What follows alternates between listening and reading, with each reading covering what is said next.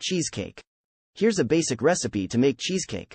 Ingredients: 2 cups graham cracker crumbs, 1/2 cup unsalted butter, melted, 24 ounces cream cheese, softened, 1 1/4 cups granulated sugar, 4 large eggs, at room temperature, 1 teaspoon vanilla extract, 1/4 cup all-purpose flour, 1/4 cup heavy cream.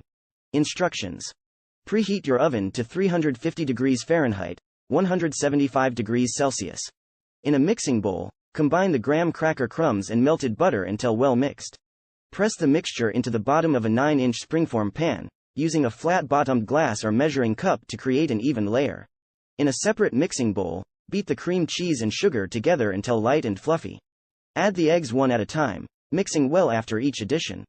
Add in the vanilla extract, flour, and heavy cream, and mix until well combined. Pour the filling into the prepared crust. Bake the cheesecake in the preheated oven for 50 to 55 minutes, or until the edges are set and the center jiggles slightly when gently shaken. Remove from the oven and let it cool to room temperature. Once cooled, cover and refrigerate for at least 2 hours or overnight.